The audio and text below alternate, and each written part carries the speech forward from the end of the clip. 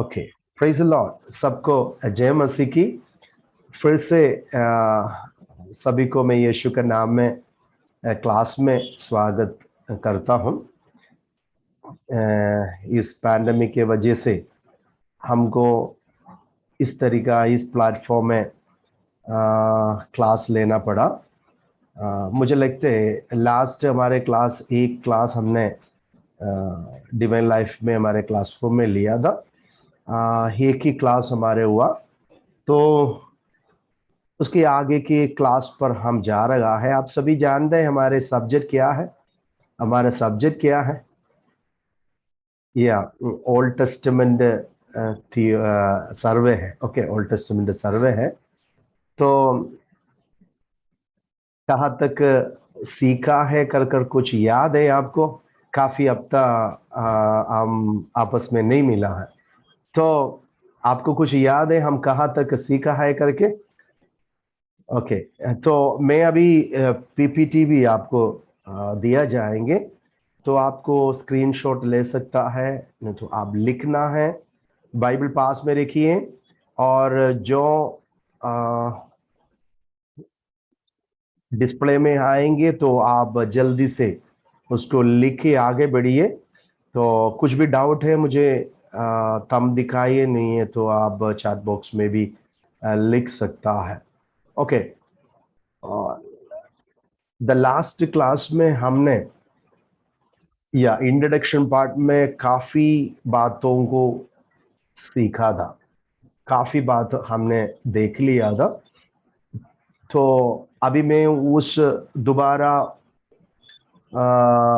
उस पहले क्लास में नहीं जाना चाहता हूँ। डिविजन से लेकर ओल्ड टेस्टामेंट पुराना नियम की जो 39 पुस्तक है, उसके डिविजन से मैं अभी शुरू करेंगे।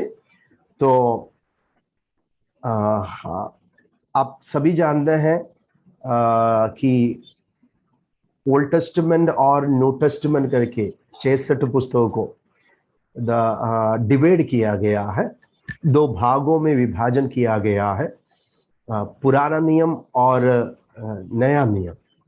तो पुराना नियम में 39 बुक्स है, और न्यू टेस्टामेंट में नया नियम में 27 बुक्स है।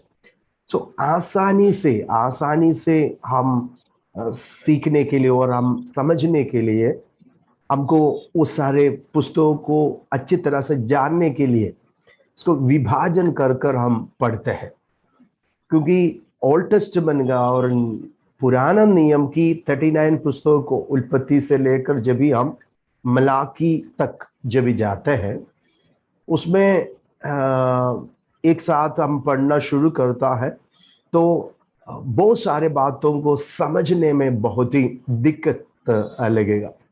तो अभी हम डिविजन कर कर भागों के जरिए जब भी हम पढ़ेंगे, तो आसानी से हमको ये पुस्तक सब्जेक्ट बराबर हम समझ पाएंगे। तो इसके लिए हम ये डिविजन को ध्यान में रखना है। तो ये तो आपकी एग्जामिनेशन में आएगा, तो बी केयरफुल। तो आपको ये लिखे लेना है, नहीं है तो आपको स्क्रीनशॉट में लेके आप फिर आपकी टाइम में पढ़ाई के समय में लिखे लेना है। तो ये है दो डिविजन को मैं आपके सामने रखूंगा। जो हमारे पास जो बाइबल है, जो 66 पुस्तक है हमारे पास है, जो इंग्लिश ओल्ड टेस्टामेंट का डिविजन को हम देखने जा रहा है। मीन्स क्रिश्चियन जो हम फॉलो करते हैं, जो 66 पुस्तक का डिविजन को हम अभी देखेंगे। साथ में हम देखेंगे कि ज्यूश यहूदियों का जो बाइबल है, उनका भी डिविजन को, पुराना नियम उनके पास भी है, तो वो डिविजन भी हम देखेंगे। तो प्रारंभ में तो वो ये इंग्लिश ओल्ड टेस्टामेंट का डिविजन को आपको देखना है। आपका जो नोट दिया जाएगा उसमें थोड़ा और एक्सप्लेनेशन में दिया गया है, तो आपको और भी अच्छी तरह से उसमें समझ पाएंगे। तो इसमें तो ये डिस्प्ले में तो इंग्लिश आएगा, मैं बोलूंगा तो आप लिखे रखना है उसका हिंदी। ओके, पहला डिविजन है, पेंटाटुक कहते हैं उसको, पेंटाटुक। इसको पंच ग्रंथ हिंदी में कहा जाता है, पंच ग्रंथ। सब लोग साथ में मेरे साथ बोलते जाएगा तो आपको आप भी सीख सकता है, आपके मन में बैठ जाएंगे। तो ओल्ड टेस्टामेंट पुस्तक का पहला डिविजन है पेंटाटुक। ये जो मूसा की ओर से लिखा हुआ 5 पुस्तक, जो beginning 5 books are called Pentateuch. Okay, Pentateuch is from Genesis to Deuteronomy. उत्पत्ति से लेकर, उत्पत्ति के पुस्तक से लेकर व्यवस्था विवरण तक हम ये पंच ग्रंथ को देखते हैं। मूसा की ओर से लिखा हुआ है। तो ये 5 बुक्स, पेंडा जो इधर लिखा हुआ, पेंडा जो शब्द है, 2 शब्द है, पेंडा पंज, वो शब्द से ही आपको पता चला 5। ओके, चूंकि मतलब वॉल्यूम नहीं तो स्क्रॉल। मैंने ऑलरेडी स्क्रॉल क्या है कर आपको समझाया था लास्ट क्लास में। तो 5 स्क्रॉल्स और 5 वॉल्यूम्स, तो 5 ग्रंथ है वो, Genesis, Exodus, Leviticus and Numbers and Deuteronomy. तो ये 5 वॉल्यूम है, स्क्रॉल्स है। तो इसके लिए उसको पेंटाटुक कहते हैं। तो आसानी से है। सेकंड जो डिवीजन में जब भी हम जाएंगे वो है हिस्टोरिकल बुक्स है, हिस्टोरिकल बुक्स। इसको हिंदी में इतिहास के पुस्तक कहते हैं, इतिहास के पुस्तक कहते हैं। यह है Joshua to Esther, Joshua to Esther, Joshua से लेकर एस्तर तक जो 12 पुस्तक है, इसको हिस्टोरिकल बुक्स कहते हैं। तो आप लिखे रहना है। और साथ में आपको जब भी हम आसानी से कुछ डिवीजन, कुछ स्कॉलर्स देते हैं कि ये दोनों को मिलाकर, ये दोनों को, पेंटाटुक और हिस्टोरिकल बुक्स को, दोनों को मिलाकर ये जो 17 पुस्तकों को हिस्टोरिकल बुक्स कहते हैं।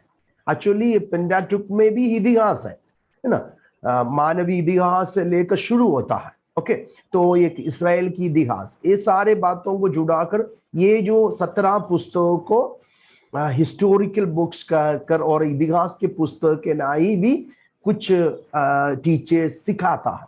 ओके, तो आपको थोड़ा सा और समझ पाएंगे ये 2 डिविजन करके हम जब भी सीखेगा तभी। तो इधर हिस्टोरिकल बुक्स, इतिहास के पुस्तक सेकंड पार्ट में मैंने दिया है, वो जोशुआ से लेकर एस्तर तक है।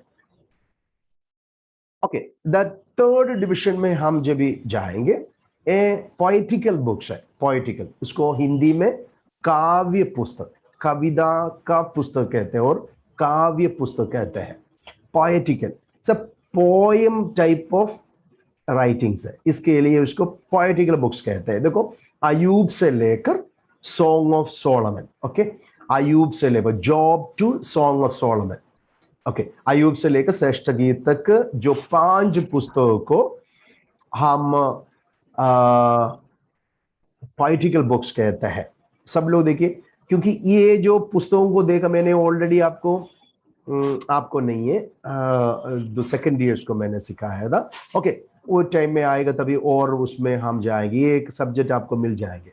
Okay, poetical books, poem style of writings है इसमें।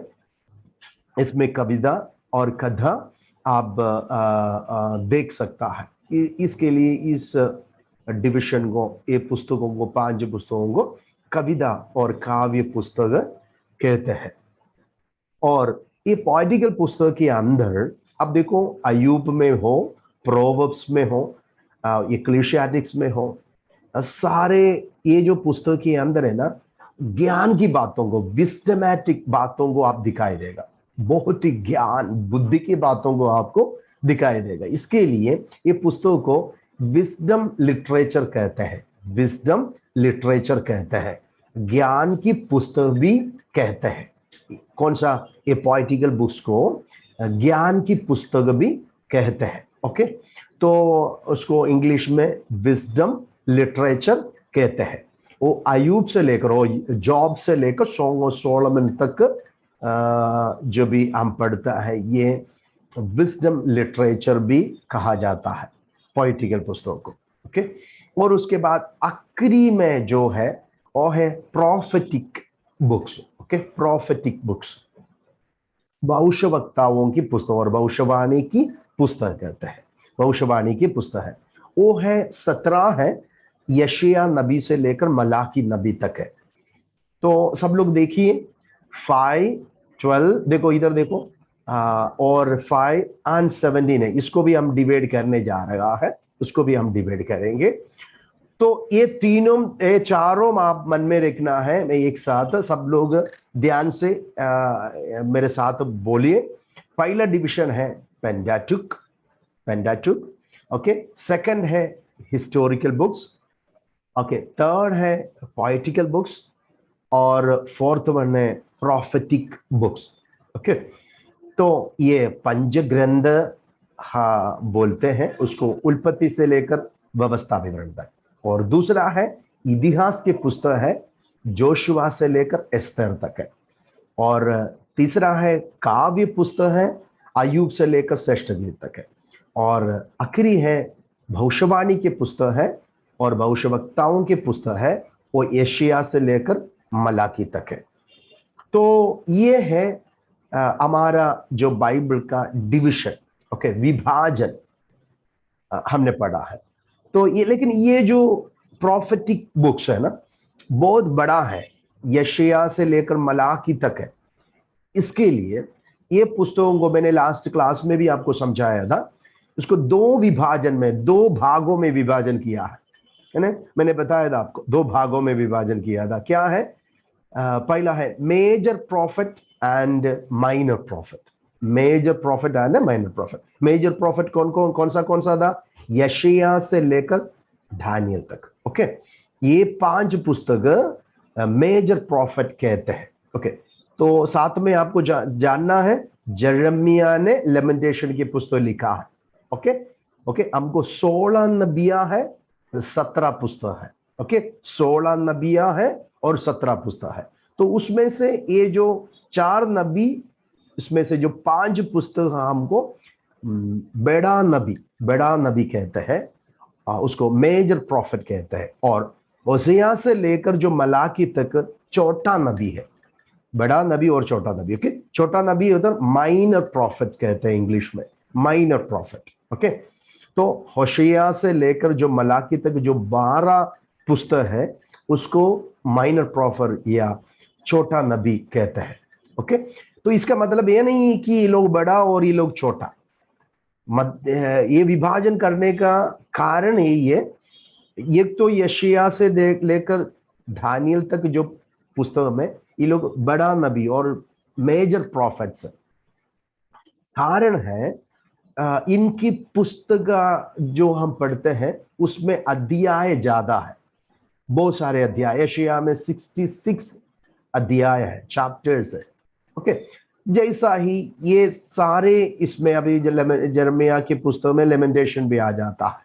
तो इसके लिए ये जो 4 प्रॉफिट और ये 5 पुस्तकों को साथ में दिया है, तो एक तो उनकी अध्याय बड़ा है, दूसरा है इनके लिखने का समय, इनका लिखने का समय इनसे अलग है। ओके, ये छोटा नबी के समय में नहीं था, इसके लिए ये जो नबियों को हम विशेष कर अलग करके सीखते हैं और पढ़ते हैं। ओके, तो नबियों के जो भी पुस्तक आते हैं, तभी मैं थोड़ा सा और विवरण करेंगे। कारण ये नबी, ये 17 जो पुस्तकों में 16 नबिया लिखा था, इन लोगों को लिखित भविष्यवक्ता कहते हैं। लिखित भविष्यवक्ता, बाइबल में 2 प्रकार की भविष्यवक्ता है, ओरल प्रॉफिट्स भी है और रिटर्न प्रॉफिट्स भी है। ओके, लिखित भविष्यवक्ता भी है, मौखिक भविष्यवक्ता भी है। उन लोगों को farmer profits and later profit करके कहते हैं। तो इसका मतलब बाइबल के अंदर ऐसा भविष्यवक्ता है, वो उन्होंने केवल बोला है, भविष्यवाणी किया गया है, लेकिन उनकी भविष्यवाणी को लिखा नहीं। There is no record about their prophecies, that's why they are called क्या, ओरल प्रॉफिट्स। जैसा हम देख सकते हैं बाइबल की जो इनोक है, नोहा है, अब्राहम है, इवन मोसेस है, और सामुएल है, नाथान है, गाद है, बहुत सारे अनकिन बहुत सारे प्रॉफिट्स रहते हैं। वो लोगों ने अपनी भविष्यवाणी को लिखा नहीं, बट यशायाह नबी से लेकर मलाकी नबी तक देखो, वो लोगों की भविष्यवाणी को लिखा है, पुस्तक में, स्क्रॉल में वो लोगों ने लिखा। इसके लिए उनको लिखित भविष्यवक्ता कहते हैं। ओके, तो लिखित भविष्यवक्ताओं के बारे में हम जब भी देखते हैं, ये यशायाह 17 जो पुस्तक हमको मिला है बाइबल में, ये लोग लिखा है, इसके लिए तो मिला है। But oral profits they already prophesied, ELISA, ये सब कुछ है ना, इन लोगों की भविष्यवाणी तो वो लोगों ने किया है, लेकिन वी डोंट नो उनकी भविष्यवाणी में प्रभु क्या क्या बोला है। उनके मिनिस्ट्री में जो कुछ भी हो गया वही बाइबल हमें सिखाती है, लेकिन भविष्यवाणी में क्या क्या बोला है हमें मालूम है ना। देखो, हम यहूदा के पुस्तक में हनोक के बारे में पढ़ते हैं, वो भविष्यवक्ता है, प्रभु के आगमन के बारे में भविष्यवाणी किया था, लेकिन आगे आगे क्या क्या किया है वो कुछ भी नहीं है। There is no record. इसके लिए हमको मालूम नहीं पड़ता है कि वो क्या भविष्यवाणी किया, लेकिन यशायाह की सारी भविष्यवाणी को उन्होंने पुस्तकों में लिखा। ओके, इसके लिए हमको मिल गया है। तो आपके मन में रखना है, ये लोग लिखित भविष्यवक्ता है। लिखित भविष्यवक्ता का समय भी 3 समय में है, 3 काल में है। दैट मीन्स यहूदी और इस्राएल की जो बंधुआई में जाना, उसमें से हम कैलकुलेट करते हैं। जब भी बाबुलोन की बंधुआई में जब भी यहूदा जाता है और इस्राएल अशूर की बंधुआई में जाता है, ओके, जब एक्सेलिक पीरियड को हम जब भी देखते हैं, उस समय को समझकर ये जो भविष्यवक्ताओं की भविष्यवाणी का समय को हम कैलकुलेट करते हैं, समझ सकता है। तो यशायाह, यिर्मयाह सब प्री एक्सेलिक प्रॉफिट है। यहूदा और इस्राएल बंधुआई में जाने के पहला, ओके, प्री एक्सेलिक प्रॉफिट था। कौन? यशायाह, यिर्मयाह, होशैया, जोएल, आमोस, ओबदिय्याह, जोना, मीका, नहूम, हबक्कुक, सेफन्याह, this all the prophets, okay, वो लोग प्री एक्सेलिक प्रॉफिट कहते हैं। ओके, तो उसके बाद जब भी हम आते हैं, एक्सेलिक प्रॉफिट रहता है, क्यों? बंधुआई के समय में भविष्यवाणी किया हुआ भविष्यवक्ता। ये जो दोनों भविष्यवक्ता वक्त एसकेल एंड दानियल बाबुलोन में जब भी बाबुल की बंधुआई में थे, तभी उन्होंने भविष्यवाणी किया था। Okay, that's why this prophets are called exilic prophets, exilic बंधुआई के समय के प्रॉफिट। उसके बाद हम लास्ट प्रॉफिट को देखते हैं, Haggai, Zechariah, Malachi. They are the post exilic prophet, बंधुआई के बाद भविष्यवाणी किया हुआ भविष्यवक्ता। तो द 3 पीरियड ऑफ टाइम्स है ये भविष्यवक्ताओं की भविष्यवाणी का समय के लिए। ओके, तो जब भी प्रॉफिटिकल बुक्स का पढ़ाई आपको मिलेगा, तभी और भी आपको गहराई से ये वचन को समझ पाएंगे। Okay, this is the division. Okay, this is a division we already studied.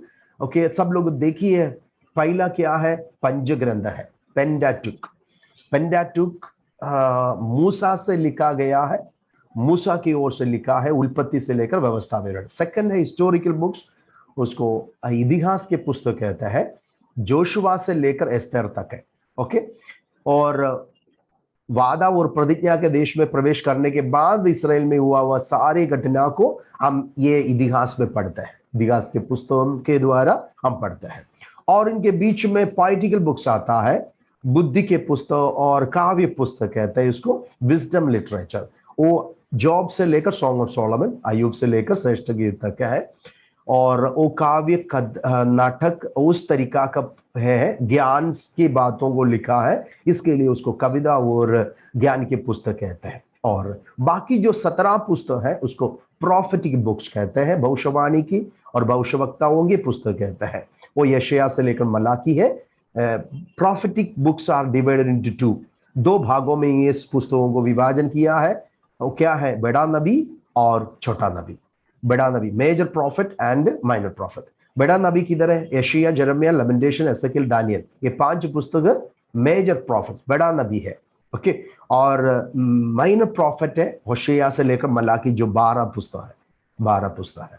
Okay, तो ये छोटा नबी है, छोटा नबी है, 12 पुस्तकों में छोटा नबी है। इधर भी 5, इधर 5, इधर 12, इधर 12, बीच में 5। इस प्रकार से आपको ये डिविजन में थोड़ा सा अंडरस्टैंडिंग कर सकता है। ओके, तो दिस इज इंग्लिश, हमारे पास जो बाइबल है इसके डिविजन को हमने पढ़ा था। अभी हम जाएंगे इब्राही लोगों के बाइबल का डिविजन, हिब्रू बाइबल। हमारे जैसा इब्राही लोगों के पास भी उनकी ये जो 39 बुक्स है उनके पास भी है, लेकिन 39 करके जो काउंट है 22 हाँ पुस्तक आपको दिखाई देगा, क्योंकि कुछ कुछ पुस्तकों को वो लोगों ने जुड़ाया है। ओके, वो थोड़ा सा हम देखेंगे। ओके, पहला उनके डिविजन को बोलता है तोरा। तोरा, ओके, हमने ऑलरेडी देखा है तोरा। तोरा सेम पेंटाटुक है, पंचग्रंथ है इसको। ये तोरा में उत्पत्ति से लेकर व्यवस्था विवरण तक है। तोरा का मतलब है लो, लो ऑफ मोसेस करके कहते हैं, मूसा का व्यवस्था और व्यवस्था। ये सारे बातों से ये तोरा शब्द से लो है, लो, ओके, व्यवस्था और मूसा की व्यवस्था करके भी इसे बोलते। एक जन मेरे लिए एक वचन पढ़ सकता है क्या? अब एक वचन पढ़ेगा तो अच्छा रहेगा, आपको थोड़ा सा समझ भी आएंगे। या लूका के सुसमाचार में जाएंगे, लूका के सुसमाचार में जाएंगे। आखिरी जो पुस्तक है लूका का, उसमें एक वचन है,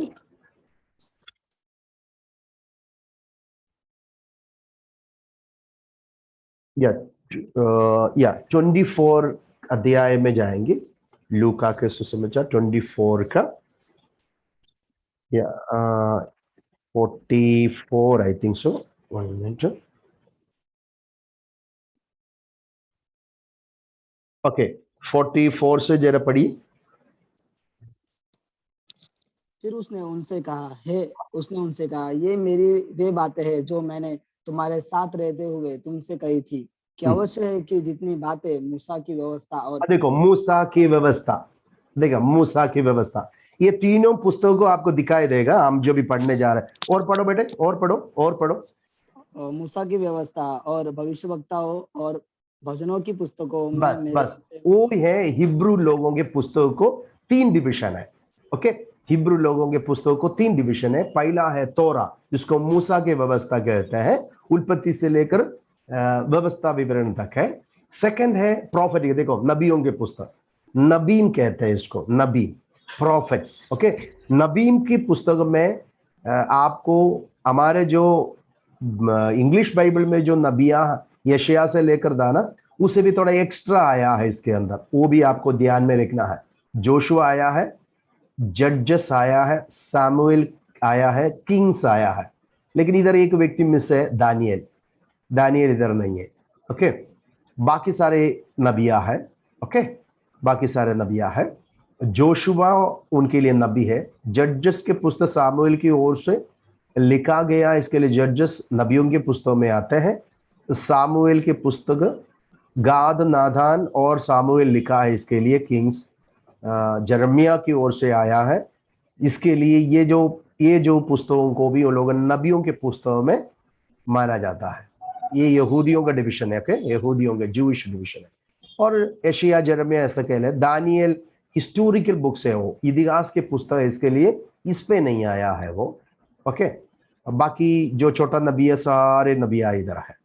ओके, तोरा सेकंड है प्रॉफिटिकल बुक्स, और प्रॉफिट नबीम कहते हैं उसको। तोरा के बाद आपको लिखना है नबीम, नबीम। ओके, नबी, उनको उन्होंने नबी कहते हैं। ओके, और कितुबीम तीसरा है, कितुबीम वो है सैम्स, अभी ऑलरेडी पढ़ा है हमने उधर। ओके, ये तीनों हैं यहूदियों का डिविजन। ये देखो केतुबीम पोइटिकल बुक्स के साथ और कुछ जो पुस्तक इसके अंदर ऐड किया है, दानियल भी आया है इतिहास के पुस्तक के कारण, दानियल इधर आया है। ओके, ये इतना सैम्स है, प्रोवर्ब्स है, जॉब है, Song of Solomon, Ruth, Lamentation, Ecclesiastics, Esther, Daniel, Ezra, Nehemiah, Chronicles. Okay, ये जो पुस्तक कितुबीब में आता है। तो ये यीशु ने अभी ऑलरेडी हमने लूका के सुसमाचार 24 का 44 में पढ़ चुका है। ओके, ये है 3 डिवीजन इब्राय लोगों का। ओके, देन हम जाएंगे, लिखे आपने तो स्क्रीनशॉट लीजिए, चलेगा तो आसानी से आपको समझ सकता है। ओके,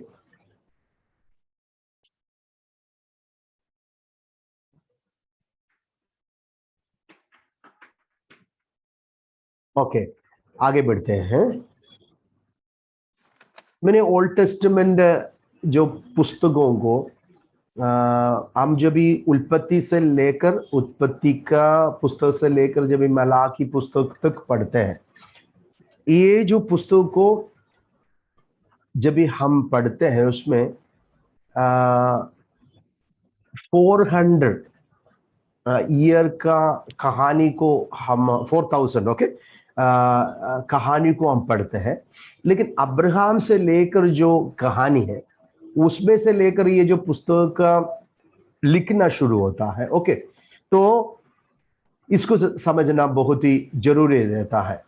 हम उत्पत्ति की 12 अध्याय से लेकर जब भी देखते हैं, वो समय पैट्रियार्क के समय है। इसका मतलब एक धर्म का जो मुख्य प्रधान पूर्वजन स्थापक कहते हैं पैट्रियार्क्स।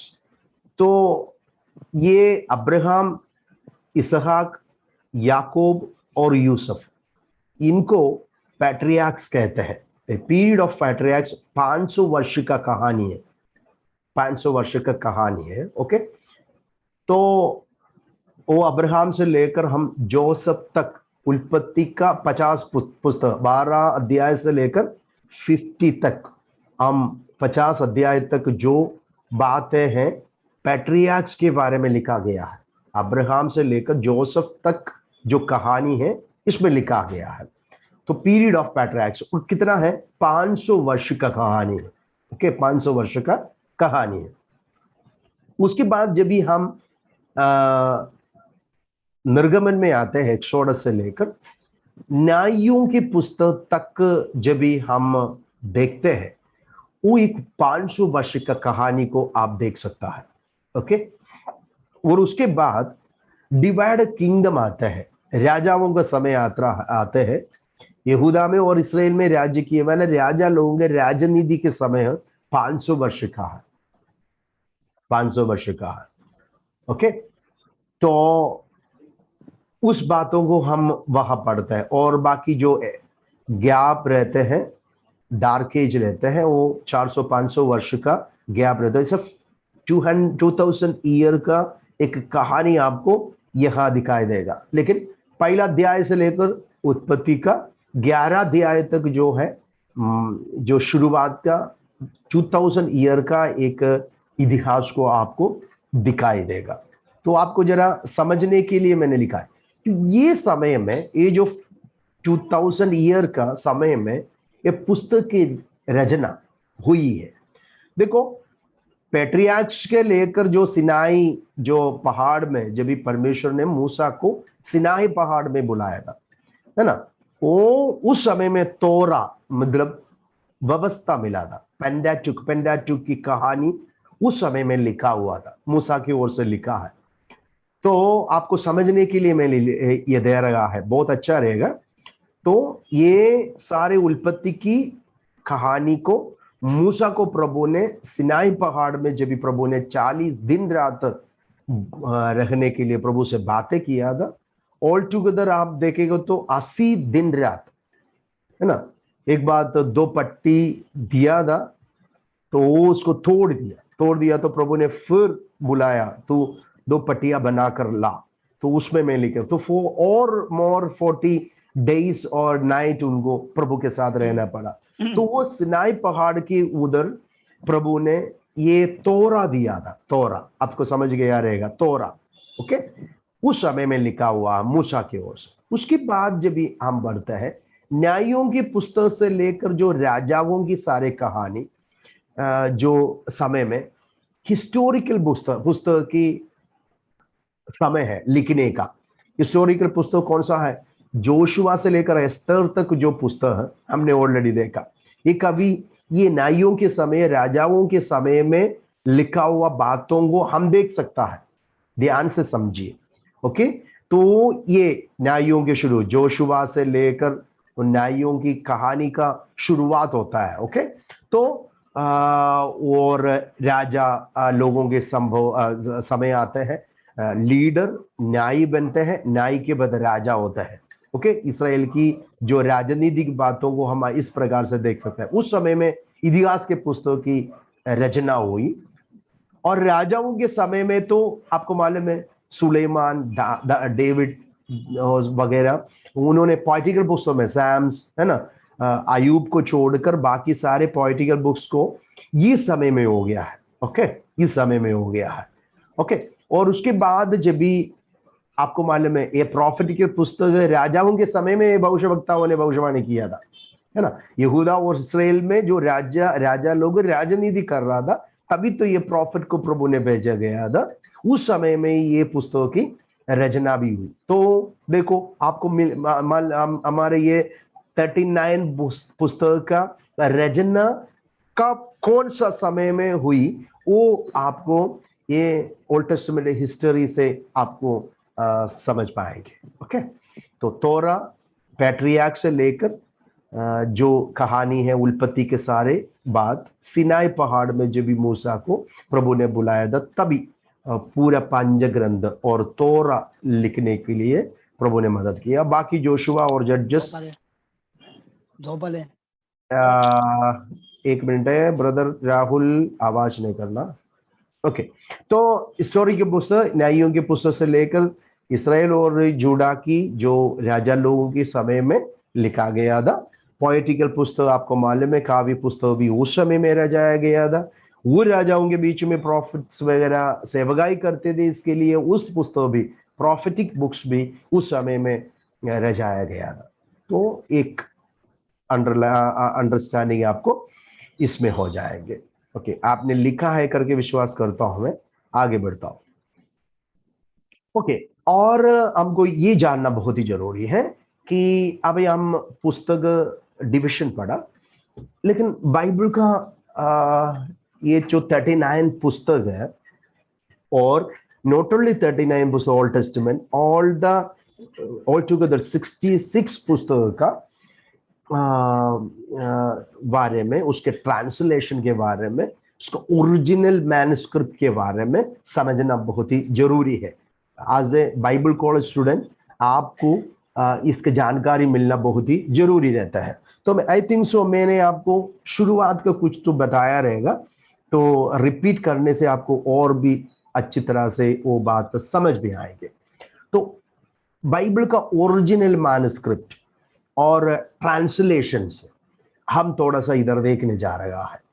तो आपको मालूम है, यहूदियों के जीवन में बहुत सारे शत्रु राज्य से आक्रमण, युद्ध हुआ था।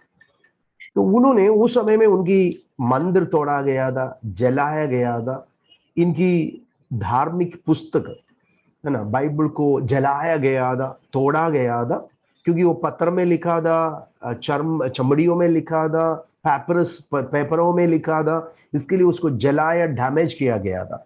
लेकिन परमेश्वर का वचन है ना, ये वचन को प्रभु हमेशा प्रभु के लोगों के लिए, कलीसिया के लिए दिया गया है।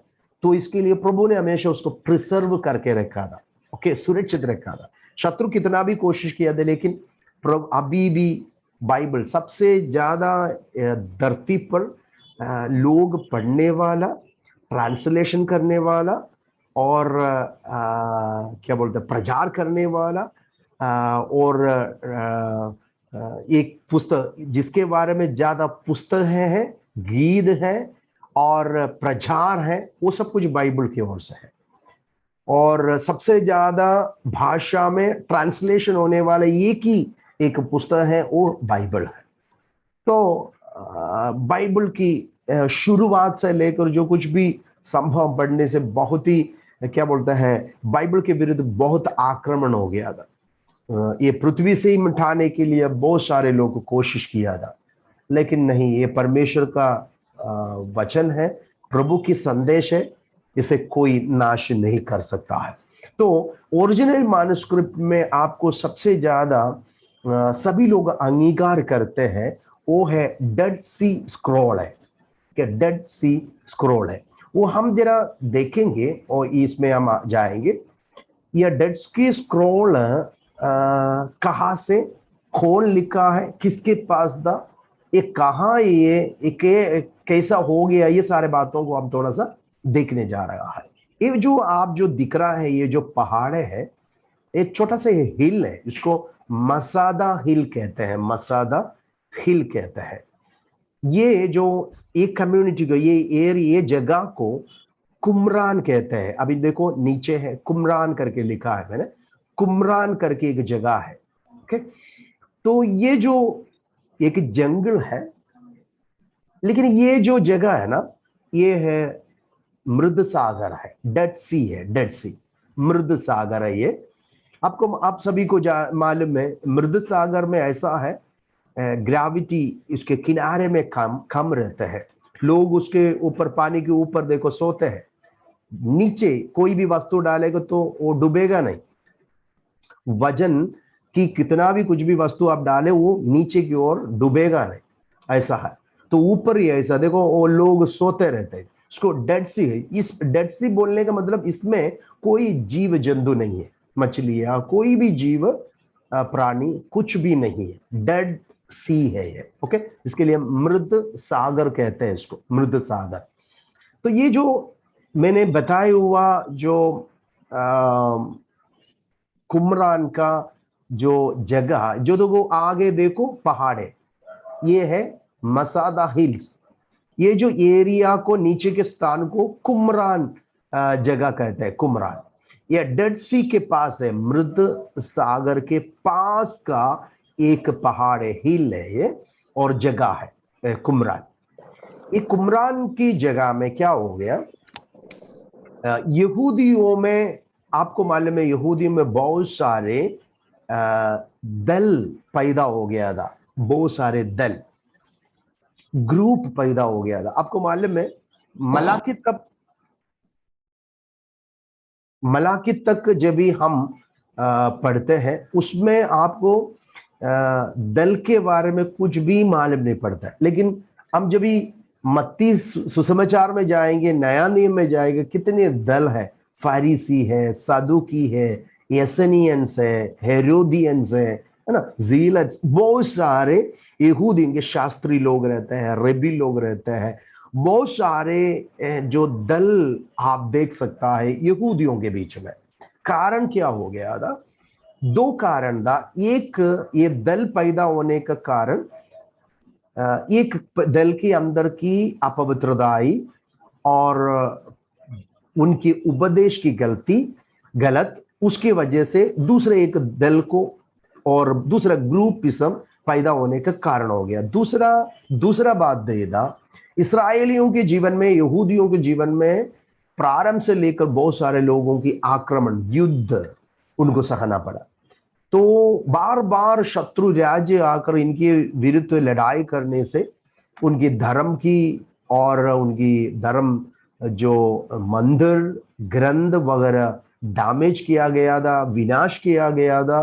तो अपने धर्म को, रिलीजियन को एकदम काबू में रखने के लिए, वो रिलीजियन की महत्व के लिए कुछ लोग अलग होकर ईश्वर की कार्य के लिए आगे बढ़ने लगा। तो उसमें ईश्वर और धर्म के विषय के लिए ज्यादा इंपॉर्टेंट देकर प्रभु के लिए अलग किया वाला कुछ झुंड हो गया था, एक ग्रुपिज्म हो गया था। तो वो समय में वो लोग एक दल कर शुरू हो गया। तो उसमें आप नया नियम में बहुत सारे दल के बारे में पढ़ता है, साधु की हम पढ़ते हैं ना यीशु मसीह के समय में साधु के लोग आकर, और फारीसी करके एक दूसरा दल था, फारीसी ना, फारीसी प्रेरित पौलुस एक फारीसी था। तो और उसके बाद हम पढ़ते हैं तीसरा एक दल है, एसनियों कहते हैं, एसनियों। तो एसनियंस ऐसा लोग है, ये है सन्यासी समूह है, एक सन्यासी समूह है। वे शादी नहीं करते थे। फारीसियों से अलग हो गया वाला एक झुंड है ये। फारीसी का मतलब अलग किया हुआ, ओके। तो परमेश्वर के लिए अलग किया वाला एक झुंड था फारीसी। पवित्रता के लिए, वचन के लिए बहुत सारे जोर और इंपॉर्टेंट देते थे ये फरीसी। लेकिन धीरे धीरे फरीसी कपड़ बन गया, दिखावटी बन गया। उनके अंदर की पवित्रता ही कम हो गया। केवल नाम के लिए वो लोग फरीसी कहते थे, लेकिन उनके कर्म से और वजन का विरुद्ध करने लगा। तो कबड़ यीशु मसीह के समय में ऐसा लोगों को, फरीसियों को बहुत डांटते हैं यीशुआ, है ना। क्या हो गया, ये फरीसियों से, ये फरीसियों के बीच में कि ये अपवित्रता से, अविश्वस्तता और परमेश्वर के विरुद्ध जो कार्य करने लगा, तो क्या हो गया, उसमें से कुछ ऐसा झुंड पवित्रता के लिए अलग हो गया। तो क्या हो गया, वो झुंड ऐसा जगह में आ गया, ये जो देखा हुआ ये हिल में, ये है मरुभूमि स्थान है, और ये मृद सागर के पास जो कुमरान करके जगह है, वहां वो लोग आ गया। समाज से छोड़ दिया, समाज को छोड़ दिया, पूरा सोसाइटी को छोड़कर ये लोगों ने अलग होकर, सबसे अलग होकर, ये जो मृद सागर के किनारे पे कुमरान जगह में आकर रहने लगा। इन लोगों क्या किया, इनके अंदर का एक विशेषता यही था, वे लोग सन्यासी समूह था, इसके लिए वो लोग शादी नहीं करते थे, ओके, सिलेबसी में रहते थे। और इन लोगों की खाना वेजिटेरियंस था, शाक पदार्थों को खाते थे, पत्ते, फल, हनी इत्यादि खाना ये जो सन्यासी समूह खाते थे, ओके।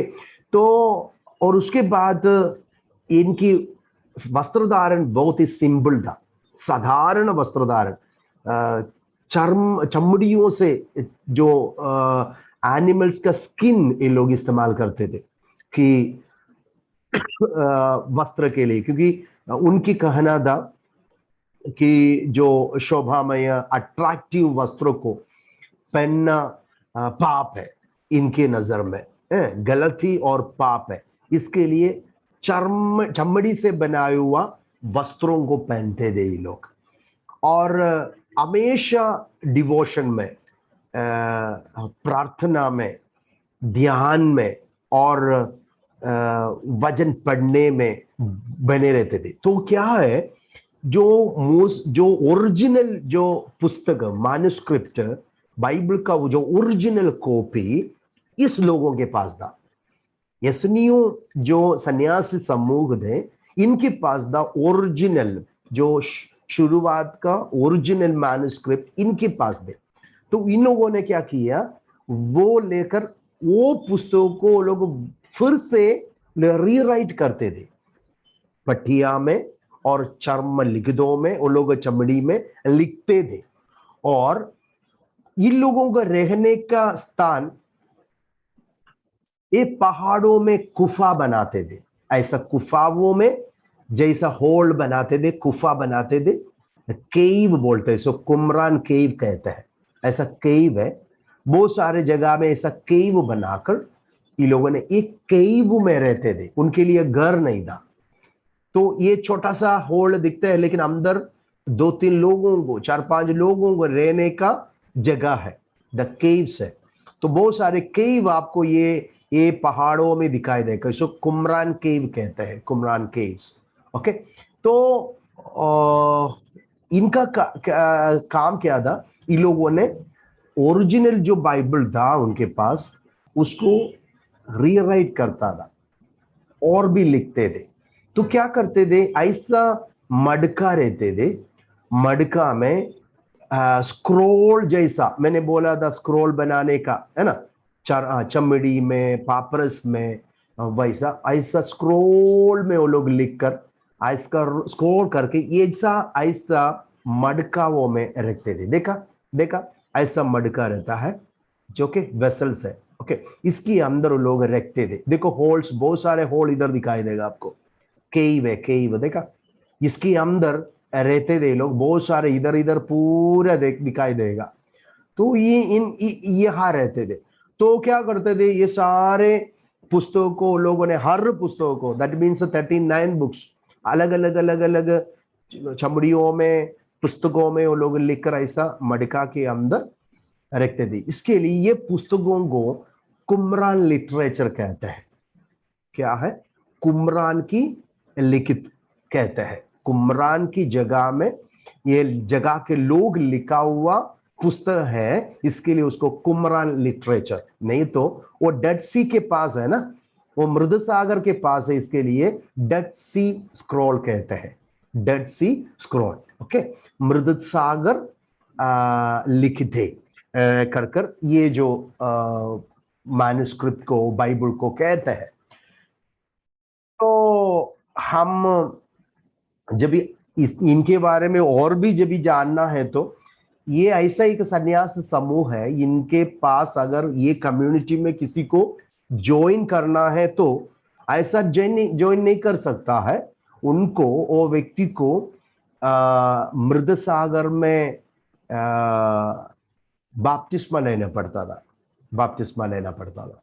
एक व्यक्ति को ये कम्युनिटी में ज्वाइन करना है तो लोगों ने वो डेड सी में उनको बपतिस्मा देते थे, और उसके बाद ये कम्युनिटी में वो ज्वाइन करते थे। उनमें बहुत सारे ओथ रहते हैं, उनको कबूली करना पड़ता है, बहुत सारे बातों को त्याग कर ये कम्युनिटी में ज्वाइन करना पड़ता है। और माना जाता है कि जॉन द बैप्टिस्ट, यूहन्ना बपतिस्मा देने वाला, ये कम्युनिटी में बढ़ा था।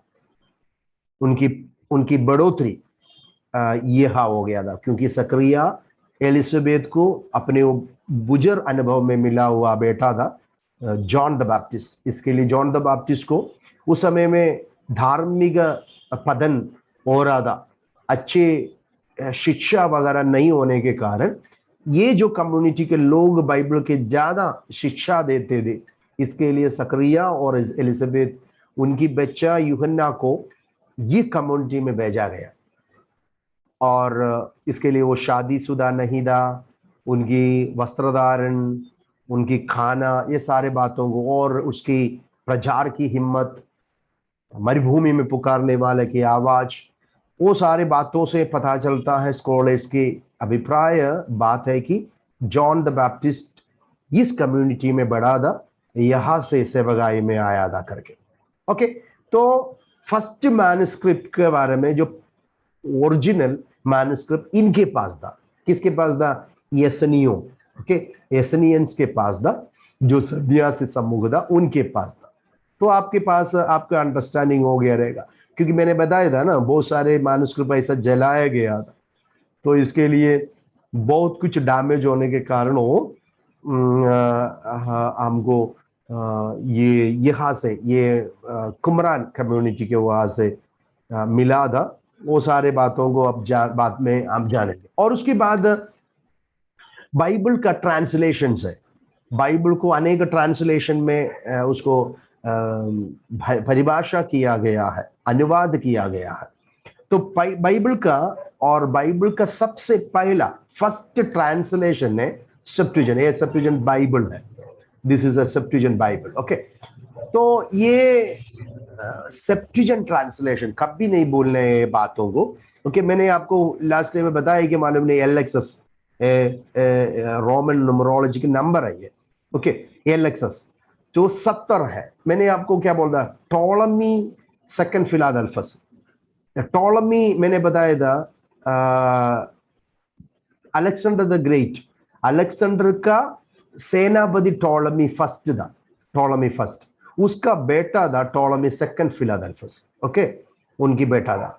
तो इनके द्वारा ये जो पुस्तक की ट्रांसलेशन हुआ था, क्योंकि टॉलमी सेकंड फिलाडेल्फस पहला टॉलमी का पुत्र था ये। जब ये राजनीति में आया, उनको अलेक्जेंड्रिया में, इजिप्ट में ये राजनीति करते थे। वहां की अलेक्जेंड्रिया में उसने बड़ा एक लाइब्रेरी बनाया। लाइब्रेरी में इन्होंने सारे धरती का धार्मिक ग्रंथों को रखने के लिए इच्छा रखा। तो यहूदियों का बाइबल जब निकाला तभी वो हिब्रू लैंग्वेज में था, इब्राय भाषा में था, हिब्रू लैंग्वेज में था। इब्राय भाषा के बाइबल को उन्होंने, उस समय की भाषा ग्रीक था, यूनानी भाषा था, क्योंकि अलेक्जेंडर द ग्रेट जब राजनीति पृथ्वी पर कर रहा था, उन्होंने 3 प्रकार के कॉन्ट्रीब्यूशन संसार को किया था। एक था भाषा, सारे पृथ्वी के एक भाषा कर दिया था। तो वो क्या था, सभी को ग्रीक सीखना भी था। दूसरा ग्रीक फिलोसफी था। तीसरा ग्रीक कल्चर था, संस्कृति था। ओके, तो उसमें से अलेक्जेंडर के बाद टॉलमी आया, तो उस समय में भी क्या है, ग्रीक और यूनानी भाषा एक सार्वत्रिक भाषा, यूनिवर्सल लैंग्वेज था। तो इब्राय लोगों के जो बाइबल को लिया तो हिब्रू भाषा में था। हिब्रू भाषा में होने के कारण उन्होंने क्या किया, इस्राएल से हर गोत्र से 12 गोत्र है, 12 गोत्र से 6 जो स्क्राइब है, टीचर्स है, रेबी है, जिसको वजन की जानकारी है और भाषा पंडित है, उनको मिस्र में लाया, अलेक्जेंड्रिया में लाया। उसमें से 2 जन मिस हो गया, 17 जन मिला। ये 17 जन 70 scholars from the each tribe, उनको ये टॉलमी ने ऐसा सुविधा दिया है कि बड़ा एक हॉल के अंदर ये हिब्रू बाइबल को ग्रीक भाषा में अनुवाद करने के लिए उनको कहा गया। वो लोगों ने, ये 70 रेबी लोगों ने, 70 जो स्क्राइब 70 दिन में ओल्ड टेस्टामेंट का हिब्रू बाइबल को ग्रीक भाषा में ट्रांसलेशन किया। इसके लिए ये भाषांतर को सेप्टुजेंट कहते हैं। इसका सेप्टुजेंट का मतलब 70। ओके, सेप्टुजेंट का मतलब 70 है। ओके, तो 70 स्कॉलर्स 70 डेज में ट्रांसलेशन किया गया है। इसके लिए उस भाषांतर को सेप्टुजेंट करके बताया है 70। ओके, कभी बोलना नहीं, this is the first translation of the Bible. Okay, ये ट्रांसलेटर्स ने बाइबल में बहुत सारे योगदान दिया था, तो उनके कंट्रीब्यूशन बहुत है। इजिप्ट का किंग टॉलमी फिलाडेल्फस की ओर से ये 300 के बाद जो 200 तक जो उनके राजनीति था, तभी समय में हुआ एक संभव है। ओके, 321 से लेकर 203 बीसी तक उनकी राजनीति था। उस समय में ट्रांसलेशन हो गया था, एलएक्स ट्रांसलेशन कहते हैं, नहीं तो सेप्टुजेंट कहते हैं। उसका मतलब है 70 और 70 स्क्राइब्स जिसको ट्रांसलेशन किया गया था। ये अलेक्जेंडर लाइब्रेरी में रखता था, तो वो मैंने ऑलरेडी बता चुका है। इसको सेप्टुजेंट ट्रांसलेशन कहते हैं। सेप्टुजेंट का मतलब 70। ये आपको ले सकता है, स्क्रीनशॉट ले लो, नहीं तो आप लिख के लीजिए। ओके, तो ये जानकारी आपको मिल चुका है और इनका योगदान को हम पढ़ेंगे, कॉन्ट्रीब्यूशंस ऑफ सेप्टुजेंट ट्रांसलेटर्स। ओके, इनके अंदर बहुत सारे योगदान ये जो ट्रांसलेटर्स ने किया है। पहला है, ये लोगों ने हिब्रू बाइबल को ग्रीक भाषा में अनुवाद किया। हिब्रू बाइबल को ग्रीक भाषा में, इसके लिए सभी को वो बाइबल को सीख सकता था, पढ़ सकता था, क्योंकि उस समय में यूनानी भाषा सार्वत्रिक और यूनिवर्सल लैंग्वेज था, सभी जानते थे। ओके, तो फर्स्ट उनकी योगदान था, they translated Hebrew Bible to Greek. Second था, they made double books. Hebrew Bible में डबल बुक्स नहीं है। डबल बुक्स मतलब first and second Samuel, first and second Kings, first and second Chronicles, ऐसा नहीं है। ओके, तो हिब्रू बाइबल में डबल बुक्स नहीं है, और जरमिया, लेमेंटेशन ऐसा नहीं है, समझ गया। और एसरा का पुस्तक, और आप जब भी हम देखते हैं यसरा, नेहम्या, ओके, एस्तर, ये जो पुस्तक में एक एक करके आपको दिखाई देगा। तो सामुएल करके एक ही पुस्तक है, राजाओं का एक ही पुस्तक है, और इतिहास का एक ही पुस्तक रहता है, किधर? हिब्रू बाइबल में, इब्राय बाइबल में। लेकिन ये लोगों ने क्या किया? डबल बुक्स बनाया। और डबल बुक्स बनाने के कारण क्या है? आसानी से समझ सकता है। Okay, first and second Samuel, first and second Kings. मेरी आवाज आ रहा है?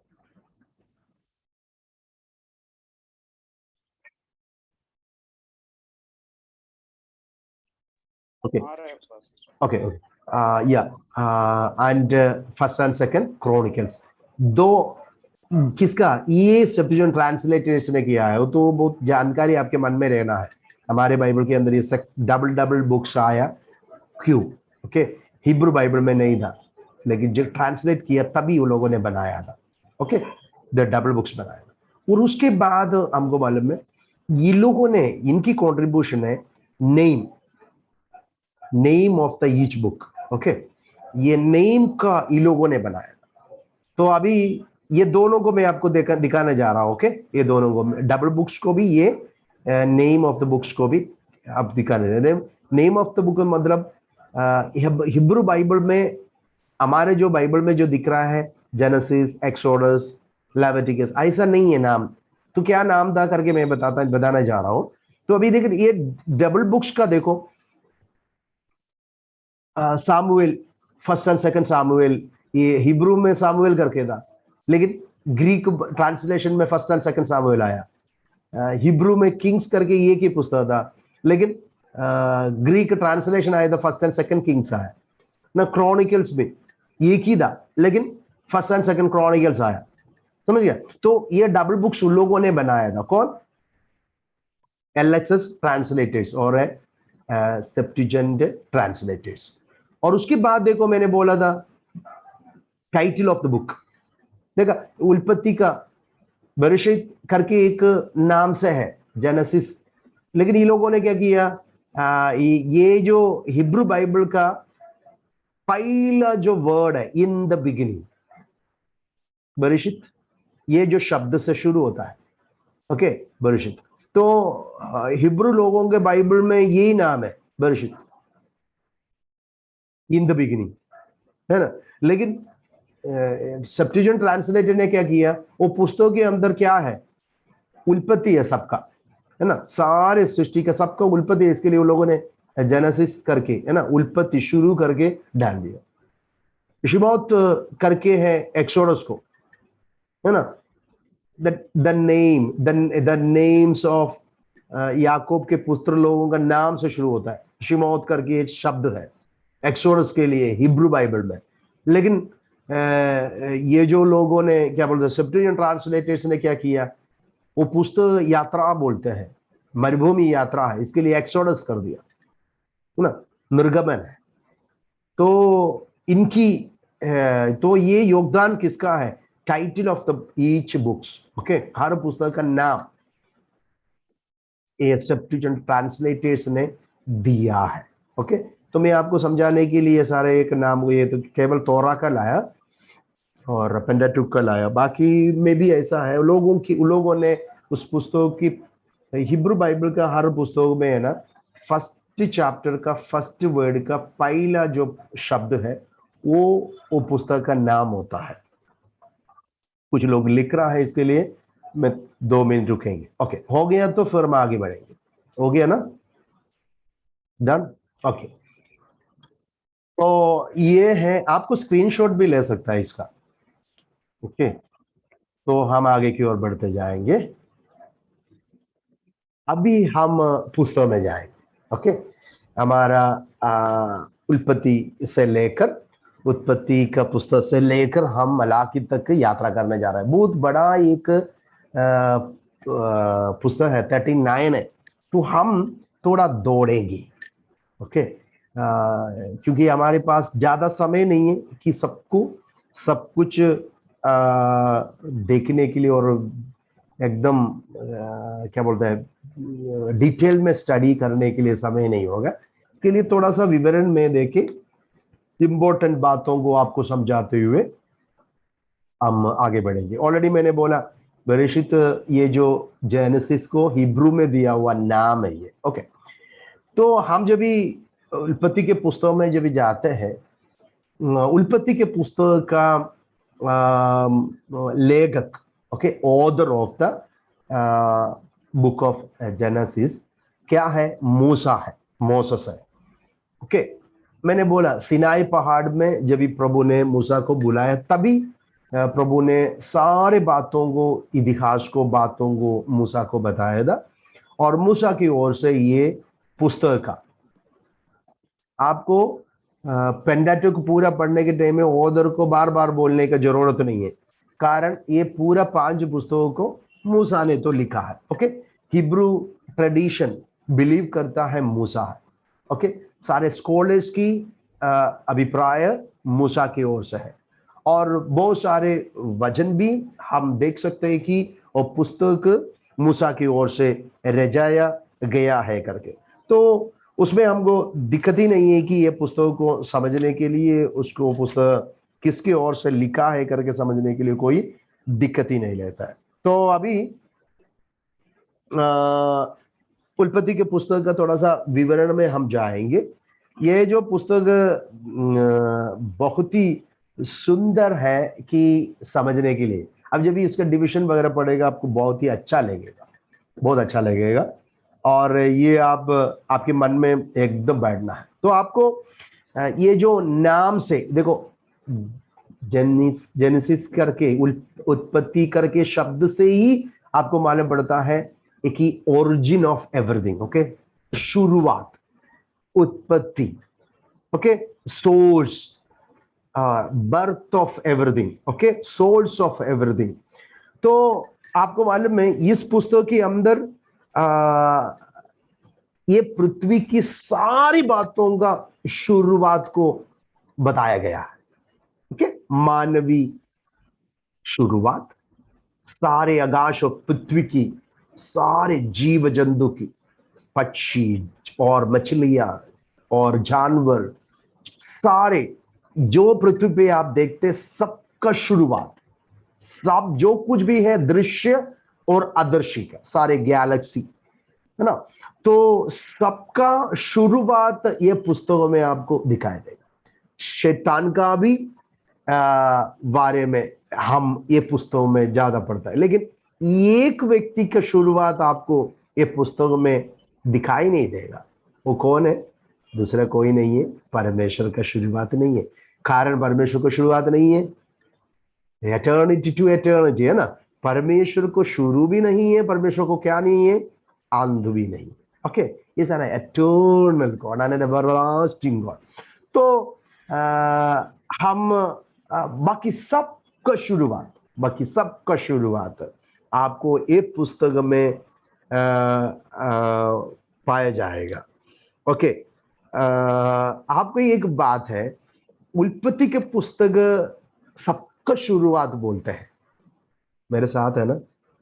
हेलो, ओके, लेकिन आखिरी पुस्तक कौन सा है? This is the first book है ना, लेकिन बाइबल का आखिरी पुस्तक कौन सा है? रेवलेशन है, प्रकाशित है। आपको प्रकाशित पुस्तक में जाएगा ना, सबका एंड दिखाई देगा,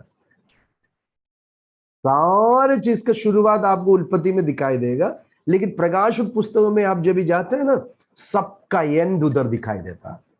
बाइबल की एक खासियत है ये, बाइबल ऐसा एक पुस्तक है सबके शुरू के बारे में बताया गया है, साथ ही साथ बाइबल सिखाया गया है सभी चीज का एक अंत भी है, एक अंत भी है। मनुष्य के अंत विनाश में वो कैसा जाएगा कर नरक की ओर जाने का बातों को सिखाया गया है। आकाश का समाप्ति और नदी और जो कुछ भी आप जिस सृष्टि में देखते सबका अंत को, और सबसे हाँ, महत्वपूर्ण बात, उत्पत्ति में शैतान के शुरुआत को हम देखते हैं, काम को, शुरुआत की काम को हम देखते हैं, लेकिन रेवलेशन में उसके अंत को बताया गया है। Praise the Lord। तो ये बाइबल का एक बहुत अच्छा एक खासियत है, सबका शुरुआत पहला पुस्तक में बोलता है और सबका अंत भी आखिरी पुस्तक में बोलता है।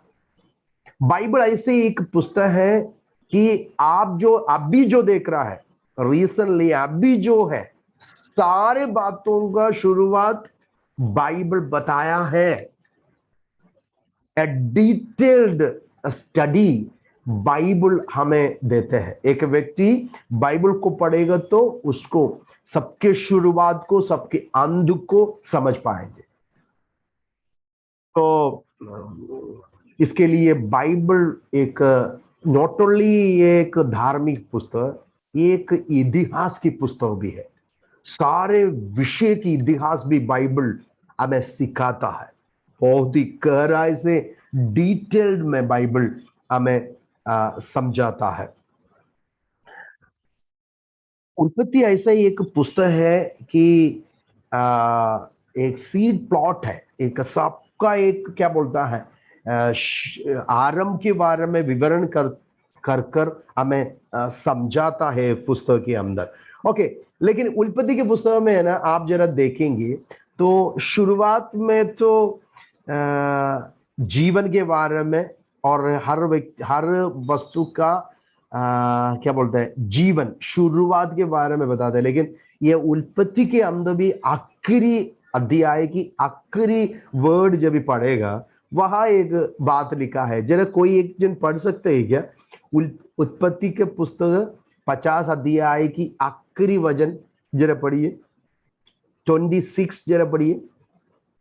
इस प्रकार यूसुफ 110 वर्ष का होकर मर गया और इस शव में सुगंध भरे गए और वो शव मिस्र में एक संदूक में रखा गया। देखो, बस आदम की उत्पत्ति को, जीवन की बातों को बताया, लेकिन ये पुस्तक भी एक बातों को बोलकर समाप्त कर रहा है कि शव, खबर, एंड। देखो, उसमें से एक सच्चाई भी ये पुस्तक हमें सिखाता है। जीवन मिला हुआ, जन्म लिया वाला हर व्यक्ति एक दिन, ये अध्याय की पहला वाक्य में जो पद में बताया जैसा, एक कब्रिस्तान में भी उनको जाना पड़ता है। Praise the Lord। हमेशा के लिए धरती पे आने के लिए कोई भी नहीं आते हैं, मृत्यु तो है। ये बातों को ये पुस्तक हमको एक जानकारी देता है। जीवन से शुरू होता है, लेकिन ये उत्पत्ति के पुस्तक एक मृत्यु से समाप्त होता है। और हम जब भी ये पुस्तक का डिविजन में जाएंगे, बहुत ही अच्छा से हमको समझना है। मैंने ऑलरेडी आपको ये सारे बातों को समझाया, लेकिन ये एक वचन को मेरे लिए जरा पढ़ेगा तभी थोड़ा सा आपको अंडरस्टैंडिंग होएगा। प्रेरितों की पुस्तक में जाएंगे, प्रेरितों की पुस्तक 7 अध्याय में जाएंगे, 7 अध्याय, प्रेरितों की पुस्तक 7 अध्याय, उसके 37 और 38 जरा पढ़िए। प्रेरितों की पुस्तक 7, चैप्टर 7 वर्स 37 और 38। यह वही मूसा है जिसने इजराइलियों से कहा, परमेश्वर तुम्हारे भाइयों में से तुम्हारे लिए मुझसा एक भविष्यवक्ता उठाएगा। यह वही है जिसने जंगल में कलीसिया के बीच उस स्वर्गदूत के साथ सीने पहाड़ पर उससे बातें की और हमारे बाप दादाओं के साथ था। उसी को जीवित वचन मिले कि हम तक पहुंचाए। देखा, उन्हीं को क्या मिला? लो, जीवित वचन। हाँ, ठीक है, मूसा को मिला है। तो इनमें से हमको एक क्लैरिटी हम पढ़ते हैं कि ये जो तोरा पहला शुरुआत की पुस्तक से लेकर व्यवस्था विवरण तक किसको मिला है? मूसा के हाथ में प्रभु ने हैंड ओवर किया है। ओके, सब कुछ मूसा को दिया है, तो वो हम तक पहुंच गया है। ओके, हम तक पहुंच गया है। तो ऑर्डर के बारे में एकदम क्लैरिटी हमको अभी मिल गया। अभी इसकी डिविजन में जाएंगे। 50 अध्याय है, आप लोग मेरे साथ है, 50 अध्याय है। आप लोग ये पूरा उत्पत्ति को पढ़ने का प्रयास कीजिए। ओके, प्लीज आप रीड। ओके, उसको पूरे रीति से अच्छी तरह से पढ़ेगा तो बहुत अच्छा, एक ब्यूटीफुल एक पुस्तक है उत्पत्ति। तो इसमें एक 2 डिविजन है, 2 डिविजन कर मैं आपको सिखाएंगे। There are 2 divisions in the book of Genesis. पहला है पहला अध्याय से लेकर 11 अध्याय तक। ओके, पहला डिविजन हम देखेंगे पहला अध्याय से लेकर 11 अध्याय तक। ये जो डिविजन हम जब भी देखेंगे, इसको मानवीय इतिहास कहते हैं। मानवीय इतिहास, ह्यूमन हिस्ट्री कहते हैं, ह्यूमन हिस्ट्री कहते हैं और मानवीय इतिहास कहते हैं। तो मनुष्य की इतिहास को, शुरुआत को, जीवन को हम इस अध्यायों में देख सकता है। ओके, तो हम ये 11 अध्याय में मैं डिवाइड करके और भी आपको सीखने जा रहा हूं। पहला और दूसरा अध्याय में क्या है? क्रिएशन है, क्रिएशन है। पहला और दूसरा अध्याय क्या है? 6 डेज परमेश्वर ने जो एक एक को क्रिएट कर रहा था, बराबर प्रभु ने बना रहा था। क्रिएशन को आप देख सकता है पहला इसमें, और दूसरा इसमें आप तीसरा और 5वीं अध्याय, 2 अध्याय हम देखेंगे। फॉल ऑफ मैन के मानवीय गिरावट को आप देख सकता है।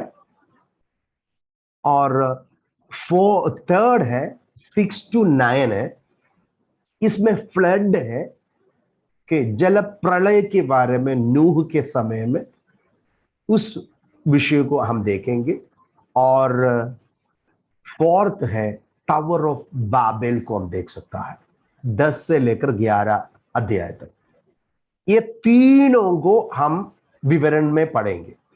ये आपके मन में रखो, फर्स्ट डिविजन में 4 मेन विषय हम देखेंगे। पहला है क्रिएशन, सृष्टि, और दूसरा है फॉल ऑफ मैन, मानवीय गिरावट, पाप में गिरते हैं, और है फ्लड और जल प्रलय, नूह के समय में क्या है, क्या घटना है, वो सब कुछ अब देखेंगे। और 4th है tower of Babel, Babel tower के विषय को 10 और 11 अध्याय में हम देखेंगे।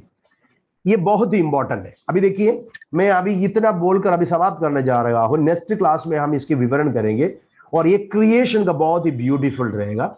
सभी अच्छा है, तो आपको मैं तो विशेष करके आपको सिखाने जा रहा हूं, तो उसमें आप, तो ये जो पहला डिविजन में क्या होता है, पहला अध्याय से लेकर 11 अध्याय तक क्या है, ह्यूमन हिस्ट्री है और मानवीय इतिहास शुरू होता है।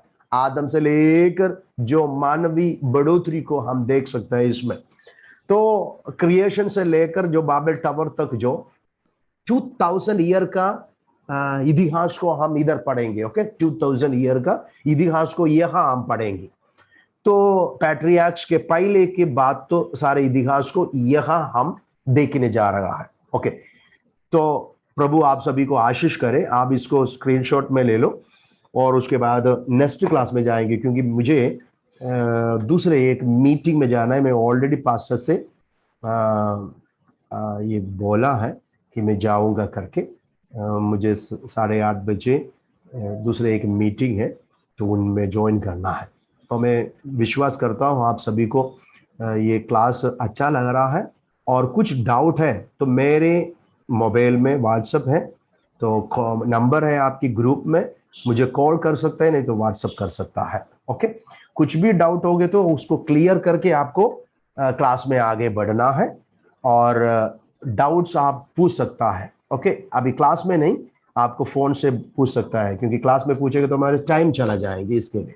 ओके, तो प्रभु आपको आशीष करे, इतना आपके मन में रखेंगे। नेक्स्ट क्लास में हम कंटिन्यू आगे की ओर बढ़ते जाएंगे। थोड़ा सा फास्ट हम हर सब्जेक्ट को, पुस्तकों को कवर करने का कोशिश भी करेंगे। आइए हम प्रार्थना करेंगे, अपने आंखों को बंद करें, हम प्रार्थना में जाएंगे। स्वर्गीय पिताजी, हम आपको धन्यवाद देते हैं, सुंदर रात्रि समय में आपके अद्भुत चरणों में हम आया। प्रभु जी, आपके वचन को हम सीख रहा है। आपके वचन की पढ़ाई हमारे आत्मिक जीवन की बढ़ोतरी के कारण है। अब हमसे बातें करता है, आपकी पवित्र कलाम हमें सिखाता है, और भी गहराई से वचन को समझकर आगे बढ़ने के लिए प्रभु जी हम सभी को मदद करना है। ये स्टूडेंट्स के लिए धन्यवाद, इनके समर्पण के लिए धन्यवाद। इनके अंदर विशेष बुद्धि दे, ज्ञान और समझ से आप भर दे राजा। ऐसा थॉट्स वजन के अंदर से उन्हें दे प्रभु जी, वो परिपूर्ण और परिपक्व बनकर आपके नाम की महिमा के लिए आगे की ओर बढ़ सके। आपने अद्भुत कार्य कर रहा है, इसके लिए धन्यवाद। आगे की ओर हमें ले चले। अभी हम विदा हो रहा है, हमारे साथ आइए।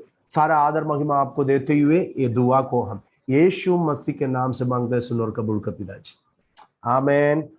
God bless you all. प्रभु आप सभी को आशीष करे। Okay, thank you, thank you. Okay, 1 minute pastor. ये मुनमुन घोष किसका नाम है?